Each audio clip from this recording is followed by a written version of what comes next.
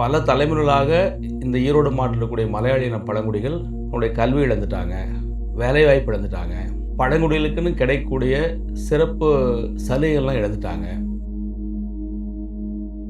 இப்போ சமீபத்தில் அதிகமாக பேசப்பட்டிருக்கக்கூடிய வன உரிமை சட்டம் இருக்குது. இந்த வன உரிமை சட்டம் வந்து வனத்தில் வாழக்கூடிய பழங்குடிகளுக்கு அவங்களுடைய உரிமைகள்லாம் அங்கீகரிச்சிருக்குது. அந்த எந்த ஒரு வன உரிமை சட்டத்தினுடைய எந்த உரிமைகளும் வந்து அந்த சட்டத்தின் மூலமாக இவங்க அங்கீகாரத்தை பெறலை.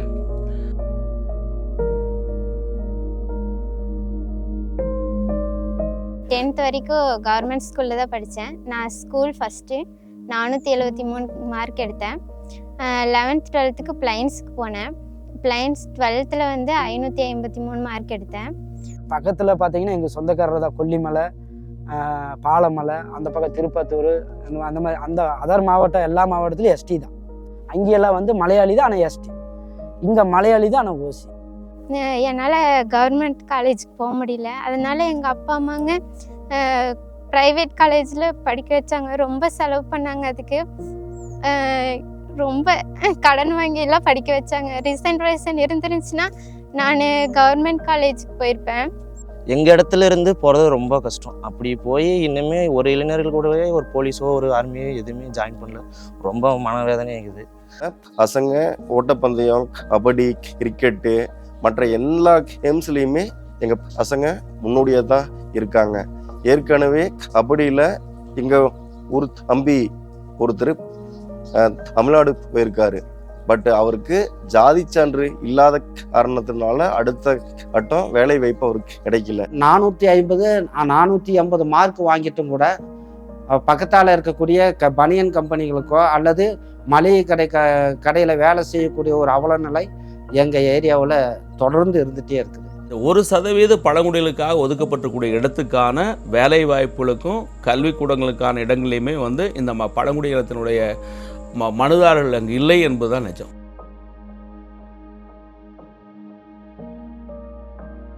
தமிழ்நாட்டில் 36 வகையான பழங்குடி இன குழுக்கள் இருக்குது. அதுக்கு பின்னாடி இப்போ நரிக்குறவர், குருவிக்காரருங்கிற ஒரு இனத்தை வந்து சேர்த்துறாங்க. இதில் 1972 வருடம் என்று நான் நினைக்கிறேன் இந்த மலையாளிகள் பழங்குடிகள் என்று அங்கீகரிக்கப்பட்ட ஆண்டு. அப்போது ஈரோடு மாவட்டத்தில் கணக்கெடுக்கப்பட்ட போது இந்த மலையாளி பழங்குடிகளை வந்து எப்படியோ தவறுதலாக விட்டுவிட்டார். மலையாளிகள் சொல்லி சொன்னால் கேரளத்தில் இருக்கிற மலையாளிகளுக்கு இவங்களுக்கு எந்த சம்மந்தமும் இல்லை. தமிழ்நாட்டினுடைய எஸ்டி லிஸ்ட்டில் 25வது வரிசையில் மலையாளிகள் வந்து பழங்குடிகளாக அங்கீகரிக்கப்பட்டிருக்காங்க. ஆனால் ஈரோடு மாவட்டத்தில் இருக்கக்கூடிய சத்தியமங்கலம் வட்டத்தில் இருக்கக்கூடிய கடம்பூர் மலை, அந்தியூர் வட்டத்தில் இருக்கக்கூடிய பர்கூர் மலை, இந்த 2 மலையில் இருக்க மக்கள் மட்டும் பழங்குடிகளாக அங்கீகரிக்கப்படலை.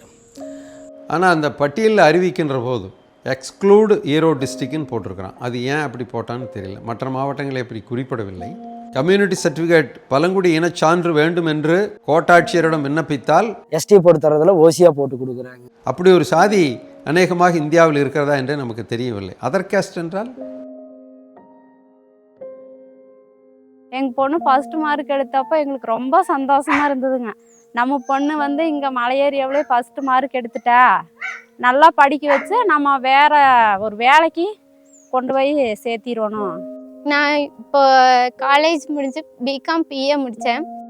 கவர்மெண்ட் எக்ஸாமுக்கு படிச்சுட்ருக்கேன். குரூப் 4க்கு 4 வருஷமாக படிச்சுட்ருக்கேன். 2 அட்டெம்ப்ட் பண்ணியிருக்கேன். ஃபஸ்ட் அட்டெம்ப்டில் 19,000 ரேங்க்குள்ளே வந்தேன்.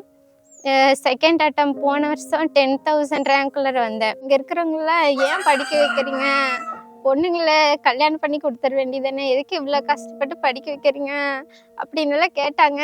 ஆனால் அம்மாங்க அப்பாங்கெல்லாம் இல்லை, பொண்ணுங்க படிச்சிருவாங்க, நல்ல வேலைக்கு போயிடுவாங்க அப்படின்னு நினச்சாங்க. ஆனால் இந்த ரிசர்வேஷன் எஸ்டி சர்டிஃபிகேட் கிடைக்காதனால நாங்கள் எவ்வளோ இந்த 4 வருஷமாக படிக்கிறேன், ஆனால் என்னால் உள்ளேயே போக முடிய மாட்டேங்குது.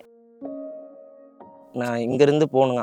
5 மணிக்கு எழுந்திரிச்சு அந்த ஸ்கூல் கிரவுண்டுக்கு போகணும். இப்போ எங்களுக்கு அங்கே ஒருத்தர் கோச் பெரியசாமிங்கிற அண்ணா இருந்தாருங்க.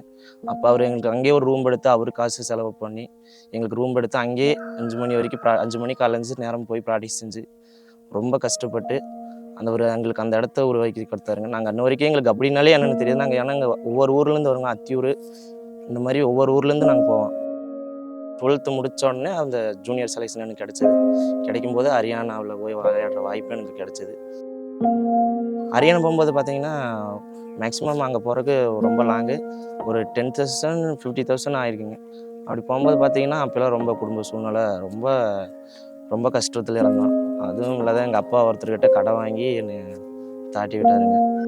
பட் அவருக்கு ஜாதி சான்று இல்லாத காரணத்தினால அடுத்த கட்டம் வேலை வாய்ப்பு அவருக்கு கிடைக்கல. இப்போ அவரு விவசாயம் செஞ்சுட்டு இருக்காரு. எனக்கே ஒரு மனசு கம்முன்னு பேசாமல் கபடியே விளையாடாது இருந்துக்கலாமா, என்னால் இவங்களுக்கு இவ்வளோ கஷ்டம் வந்துருச்சு அப்படின்னு நானும் ரொம்ப சங்கடப்பட்டேங்க. அதனால எங்க பிள்ளைங்க வந்து அடுத்த கட்டம் ஸ்கூல் லைஃப் முடிஞ்சதுக்கு அப்புறம் காலேஜ் போறதுக்கும் ஒரு வேலை வாய்ப்பு பண்றதுக்கும் கஷ்டமா இருக்குது. தோழர் PL சுந்தரம் அவர்களும் சட்டமன்றத்தில் இது குறித்து பேசி அப்பொழுதும் சட்டமன்றம் தீர்மானம் நிறைவேற்றி ஒன்றிய அரசுக்கு அனுப்பியிருக்கிறார். இது 25 ஆண்டு காலம் முதல்ல கம்யூனிஸ்ட் பார்ட்டியோ தமிழ்நாடு பழங்குடி மக்கள் சங்கமோ மற்ற பல CPM போன்றவங்க கூட அதுக்கான போராட்டத்தை நடத்துனாங்கன்னா அதில் எல்லாமே வந்து முதல் வேலையாக இந்த மலையாளிக்கு ST ஜாதி சான்று வேணுங்கிறத முதல் கோரிக்கையை வச்சுருப்பாங்க. இப்போ 2 MP இதுக்காக முயற்சி பண்ணுறாங்க. ஒரு மாநில அரசு இதுக்கான ப்ரொப்போசலை வந்து அனுப்பிச்சி வைக்கிது. ப்ரொப்போசலை காரணம் அங்கேருந்து டெல்லியிலேருந்து கேட்குறாங்க. திரும்ப நம்முடைய MP அவர்கிட்ட இருந்த ப்ரொப்போசல்ஸ் எல்லாம் அனுப்பிச்சி வச்சார். திருப்பூர் நாடாளுமன்ற தொகுதி உறுப்பினர் தோழர் சுப்பராயன் ஒரு 2-3 முறை தொடர்ந்து நாடாளுமன்றத்தில் வந்து இதை பற்றி பேசியிருக்கார். மலையாளி என்று அடையாளமிடப்பட்டுள்ள பர்வூர் மலைகளிலும் கடம்பூர் மலைகளிலும் ஈரோடு மாவட்டத்தில் வாழ்கிறவர்களை உடனடியாக தமிழ்நாடு அரசு பட்டியலிட்டுள்ள ST பட்டியலில் இணைக்க வேண்டும். இந்த நீலகிரி நாடாளுமன்ற தொகுதி நாடாளுமன்ற உறுப்பினராக இருக்கிற மரியாதைக்குரிய ராஜா அவர்கள் இங்கே இருக்கக்கூடிய மலையாளியின மக்கள் கடம்பூர் இருக்கிற மக்களவே அழைச்சிட்டு போய் அமைச்சர் பழங்குடியினத்துறை அமைச்சரை சந்தித்து முறையிட்டிருக்கார். டெல்லி போய் சம்மந்தப்பட்ட அந்த ST துறை அமைச்சர் ஓராட்சிக்கிட்ட வந்து ஃபைல் கொடுத்து குடிசீரத்தில் செஞ்சேன்னு சொன்னார். அவர்கிட்ட ஃபைல் கொடுத்து இன்றைக்கி குறைஞ்சது 1.5 வருஷத்துக்கு மேலே ஆக போச்சு. இன்னும் எந்த தகவல் வரல. பிஜேபி தரப்பில் எந்த தகவல் வரலைங்க. ஆனால் புதுசாக வந்து டெல்லி அரசு என்ன கேட்குதுன்னா, கேரளாவில் இருக்க மலையாளி வந்து STன்னு சான்று வாங்கிட்டாங்கன்னா என்ன செய்கிறது, அவங்க இதை தவறாக பயன்படுத்த மாட்டாங்கன்னு கேட்குறாங்க. இது முதல் ஒன்றிய அரசு செஞ்ச ஒரு முட்டாள்தனம். ஒரு சாதாரண ஒரு ஏழை எளிய மக்களுக்கு ஒரு சாதி சான்றுக்கும் கூட பல 50 ஆண்டுகளாக போராட வேண்டிய ஒரு சூழல் இருக்குது. எங்கள் ஜாதி என்னன்னு அரசாங்கத்துக்கு நல்லா தெரியும். சர்டிஃபிகேட் இருந்தால் தானே எங்கள் குழந்தைகளும் படிக்கும், நாங்களும் வாழ்க்கையில் கொஞ்சமாவது முன்னுக்கு வர முடியும். பிளைன்ஸில் ஒரு பிளேயர் ஆணாக இருந்தாலும் சரி பெண்ணாக இருந்தாலும் சரி அவங்க அடுத்த கட்டத்துக்கு போகிறதுக்கு அங்கே கோச்சிங் சென்டர்ஸ் இருக்குது. 2வது வழிகாட்டுறதுக்கு இன்றைக்கி சோசியல் வலைதளங்கள் நிறையா இருக்குது. அதே எங்கள் ஊரில் மலை பிரதேசங்காட்டிக்கு எங்கள் பிள்ளைங்க வந்து பசங்களும் வெளியிலேயே தெரியறதில்லை. நான் இப்போ அரியணை போய் விளையாட்டு வந்ததுலேருந்து என்ன ஒர்க் பண்ணுறேன்னு பார்த்தீங்கன்னா எந்த ஒர்க்கும் ஒரு கவர்மெண்ட் ஜாப்பும் எனக்கு கிடைக்கல. அதனால நான் விவசாயம் தான் பார்த்துக்கிறேன். 2வது எவ்வளோ திறமைகள் இருந்தாலும் அவங்கள வந்து அடுத்த கட்டத்துக்கு அவங்களால போக முடியாத பொருளாதார நெருக்கடியில் இருக்கிறோம். அவர்களுடைய கல்வி உரிமை பாதிக்கப்படுகிறது, வேலை வாய்ப்பு பாதிக்கப்படுகிறது, அவர்களுக்கு நில உரிமை பாதிக்கப்படுகிறது, அரசாங்கத்தினுடைய எந்த திட்டங்களும் அவர்களுக்கு வந்து சேருவதில்லை, ஒதுக்கப்படுகின்ற நிதியும் திரும்பிச் செல்லுகின்ற சூழல் இருக்கிறது.